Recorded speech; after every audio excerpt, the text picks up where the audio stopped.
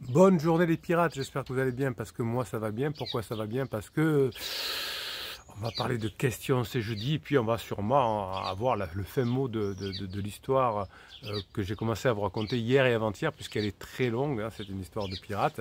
On va voir comment ça termine. J'espère qu'aujourd'hui je vais pouvoir aller au fond de l'histoire. Vous vous souvenez, c'est que tout d'un coup, hein, qu'est-ce qui s'est passé? C'est que le pirate, la piratesse a vu débarquer dans sa cuisine le mari du pansement de son conjoint. Alors on va voir comment ça va se terminer. Aujourd'hui on parle de questions puisque cette semaine on parle de la formation sur la question, comment poser de bonnes questions. Si vous voulez avoir des bonnes réponses, il faut avoir des bonnes questions. On en parlera d'ailleurs demain à 20h30 dans n'importe quoi, à 19h dans le live. Ça me rappelle quand j'étais petit, on avait des émissions à 20h30, ça a dû mal contacter. Donc c'est le vendredi à 19h30 les lives, vous allez pouvoir poser toutes vos questions. Et questions. Oh, il est trop fort ce capitaine. La façon dont vous allez poser vos questions à votre conjoint en crise va peut-être pouvoir faire la différence et tout changer. Hein, on disait à l'époque, je suis dans la nostalgie aujourd'hui, il y a un temps pour tout. Hein, mon papa me disait, il y a un temps pour tout, un temps pour s'amuser et un temps pour étudier. Eh ben oui, le temps, il avait raison papa, le temps il est important. Alors je ne vous parle pas évidemment du temps qui passe, ni du moment comme ça opportun pour faire un devoir ou un autre ou pour aller jouer, mais j'évoque effectivement aujourd'hui dans ces questions le temps de la conjugaison, ou plutôt comment devrais-je dire ça pour être plus complet, le conditionnel, hein, qui est une façon d'utiliser, c'est un temps que vous allez pouvoir utiliser pour poser les bonnes questions à votre conjoint. Donc le temps et le mode, hein, sont deux choses qui vont parfois, par la subtilité de la langue française, changer des petites choses et vous permettre de fonctionner tout à fait différemment. Donc vous pouvez utiliser, à l'époque on utilisait le Becherel, hein, évidemment, mais aujourd'hui vous pouvez utiliser l'intelligence artificielle. Si vous n'avez pas fait la formation sur l'intelligence artificielle, faites-la, elle va vous changer votre vie. En tout cas, vous avez le catalogue des 125 formations dans le descriptif de cette vidéo, hein, donc celui sur la formation de la semaine, hein, sur comment poser les bonnes questions. Le conditionnel passé, ça vous dit quelque chose, hein? On s'en fout.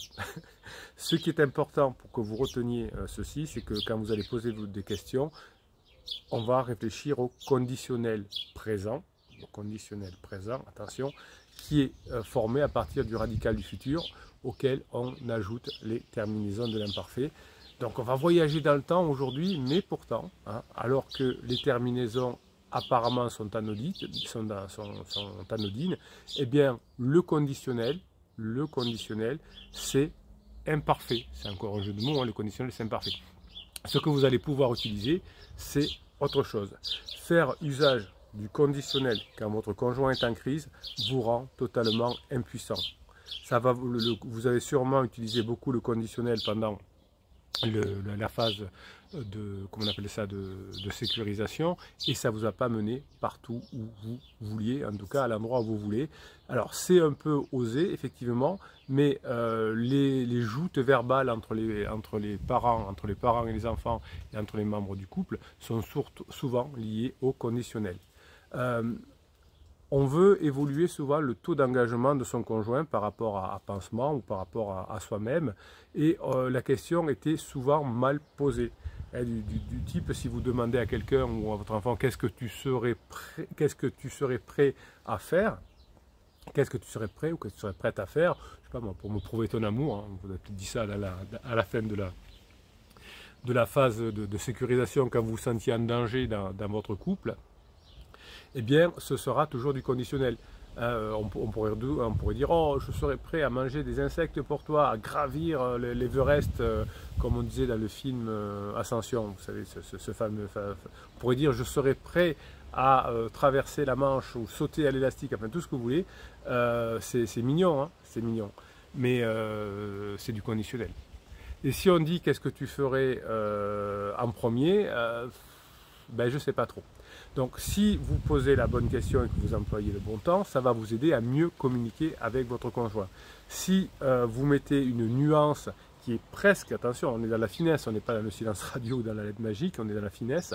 Si vous mettez une nuance presque imperceptible dans vos questions, vous verrez que le comportement de votre époux ou de votre épouse va changer et que tout ce qui était imparfait tout à l'heure peut devenir tout d'un coup parfait.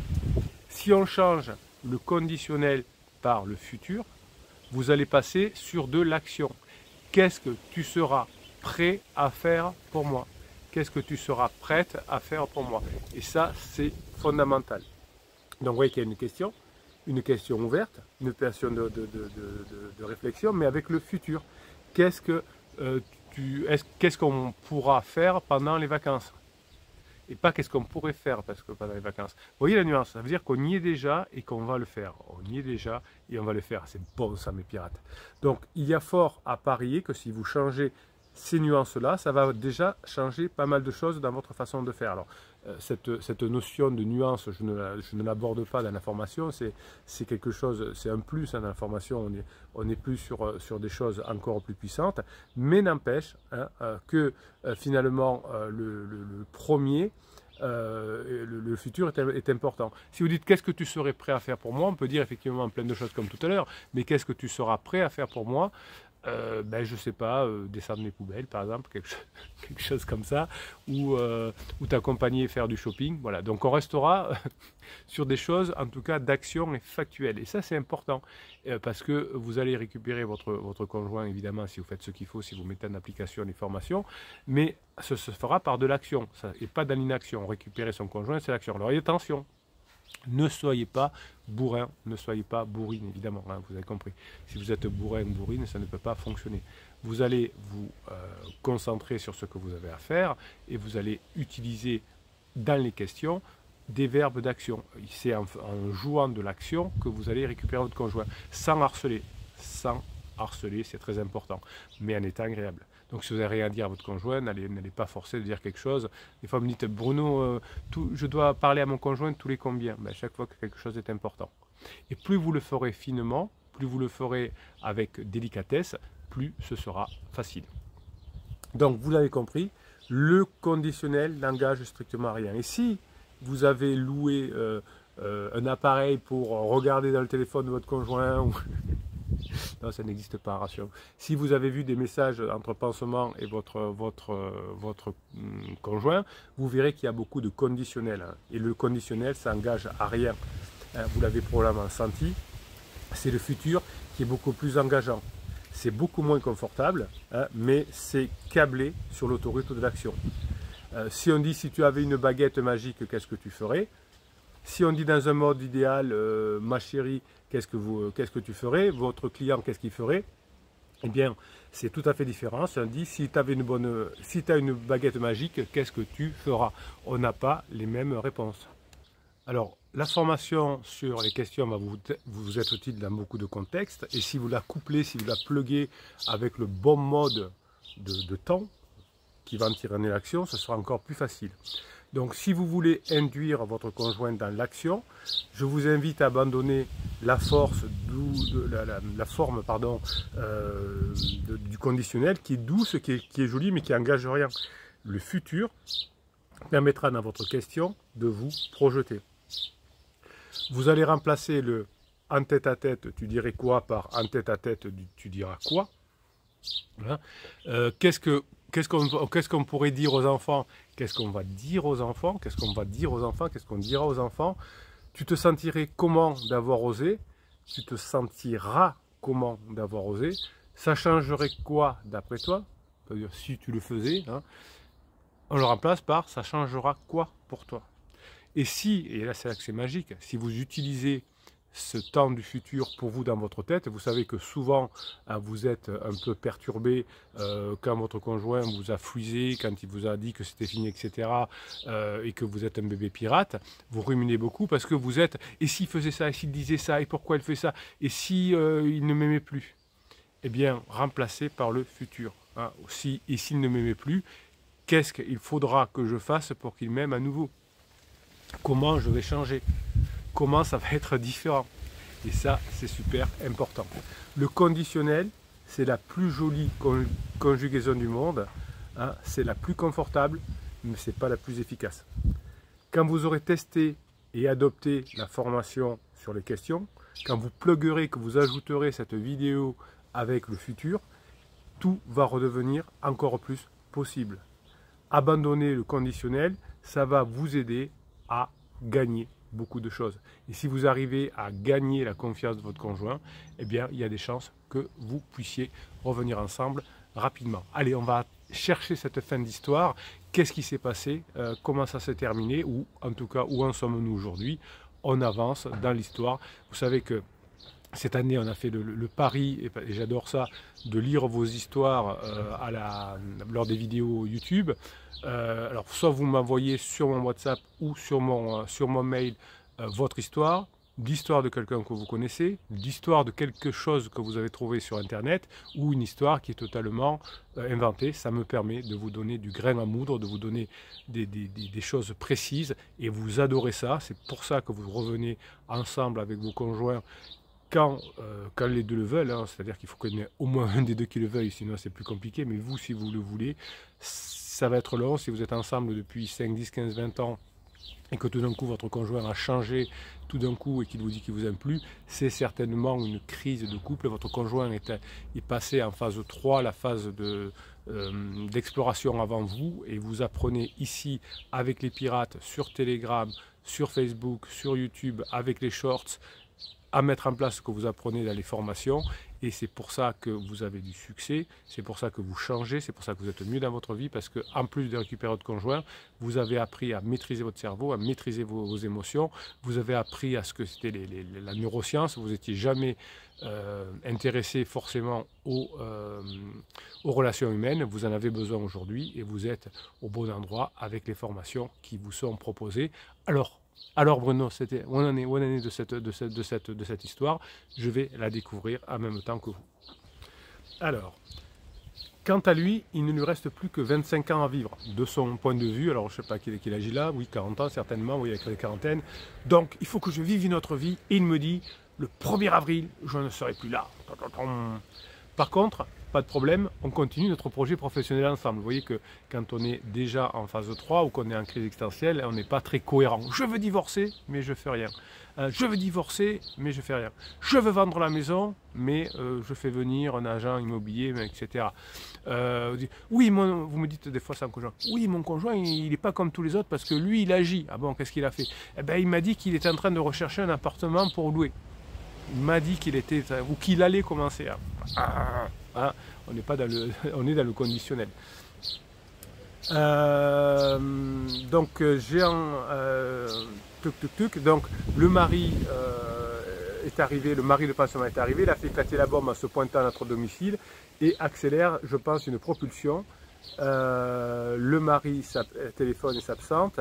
Son petit chou, son pansement mène sa petite enquête en toute discrétion. Non, alors j'ai un peu de difficulté parce que la pirate a donné des surnoms à ses enfants, à Petit Chou, etc. Donc je me confonds un peu, mais c'est pour pas être reconnu, elle a raison. Donc une de ses enfants fait une petite enquête en toute discrétion, une lettre d'anniversaire enflammée de pansement. Dans le pare-soleil, l'âme sœur, blablabla, je suis tombé sous ton charme il y a bien longtemps, tu es mon mannequin, mon acteur, j'aime tout de toi. Vous voyez, c'est exactement les mêmes mots, ou quelque chose de près pendant cette lune de miel, mon âme sœur, mon mannequin, etc. Eh bien, elle ne va pas être déçue, la louloute, quand elle va voir le vrai Lascar. Bon, bref, on rigole, mais là, moi, je vois plus le fond du bol. Je ne peux plus manger, plus parler, plus dormir, à peine m'occuper de mes enfants, hypertension, limite de sécurité. Évidemment, vous êtes en mode survie, hein. Je vais mourir. Et donc, votre corps s'emballe, vous n'êtes plus capable que de faire des choses pour essayer de sauver votre peau, et vous souffrez beaucoup. La psy de quartier, elle arrive, la psy de quartier qui porte le même prénom que moi, hasard certainement, me rappelle que l'on ne résout pas un problème avec les modes de pensée qui l'ont engendré. Je ne sais pas trop ce que ça veut dire, mais ça a l'air beau. Je suis convaincu par la présentation de la crise existentielle du capitaine. Ouais, c'est pas celle du capitaine, oui, c'est ma présentation, effectivement, parce que depuis 1999, j'ai réussi effectivement à synthétiser les choses pour que ce soit clair pour vous. Et aussi par son approche sur la zone de confort, sur le paquet de feuilles représentait les objectifs en écoutant quelques vidéos YouTube. Oui, sortir de sa zone de confort, oui, alors c'est vrai que la grande majorité des psys, voire la totalité, disent qu'il faut sortir de sa zone de confort. Non, il faut agrandir sa zone de confort, attention, ne faites pas ça. C'est comme si tu dis, oh oui, mon enfant, je vais le balancer d'un bateau au milieu de la mer, il ne sait pas nager, je vais le faire sortir de sa zone de confort. Non, on va augmenter sa zone de confort, on va lui apprendre à nager, d'abord la piscine avec un maître nageur, etc. Et après, on le jettera d'un bateau. Ne faites pas ces bêtises de sortir de votre zone de confort, vous n'êtes pas prêt. Des fois en coaching, je vous dis, attendez, vous n'êtes pas prêt. Est-ce que je peux inviter mon conjoint à passer une soirée avec moi? Vous n'êtes pas prêt. Ne sortez pas de votre zone de confort. Là, le psy dit, oui, sortez de votre zone de confort. Non, non. D'abord, préparez-vous. Quand vous serez prêt, vous le faites. Mais vous vous préparez. Et vous allez un peu plus loin. Invitez peut-être juste un apéro. Vous n'êtes peut-être pas encore capable de passer une soirée avec votre conjoint. Voilà. Alors, elle est née où? Deuxième tableau. Lors d'une méditation, je suis à l'avant du bateau et je porte une casquette de capitaine. C'est excellent. Je pense avoir enfin trouvé le bon cheminement qui me convient. Oui, vous avez une formation sur comment gérer l'inconscient de son conjoint. Vous voyez que l'inconscient fait des choses fortes. Donc, grâce à la team, le coaching en urgence, le pack grosse motivation, ne pas faire d'interdit, être un rock, arrêter la gentillesse, le soutien du père Fouras au bout de la rue, pour le MDR, l'hypnose et vider mon sac en toute discrétion, je reprends enfin mes activités. Mes activités marchent, art martial, conseil municipal, mise en stand-by depuis 2 mois, neurones miroirs, etc. Alors je ne sais pas ce que ça veut dire. La douleur physique et psychique est chaque jour davantage supportable. Premier objectif est de garder mon sang-froid et de ne pas faire d'interdit. Vous voyez que cette pirate, elle travaille dur et que ça fonctionne. Troisième tableau, j'embarque des trucs sur le bateau, j'offre contenant un symbole trésor de mon mariage, le jour se lève, je hisse 2 voiles sur 2 mâts, le bateau part doucement. Vous voyez que la métaphore, c'est pour ça qu'au début je vous ai appelé les pirates, le navire, etc. Parce que c'est très bien pour le voyage et vous avez un voyage à faire avec votre conjoint.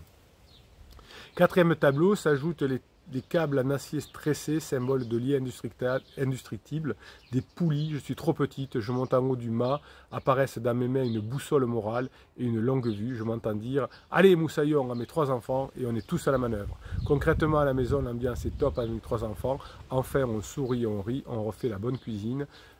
Mon conjoint part une semaine déménager son Peter Pan, l'éternel célibataire, donc on appelle ça son ami un peu pansement. La pression redescend enfin, je mets en place les premières formations. Attention les SMS, c'est pour les SMS.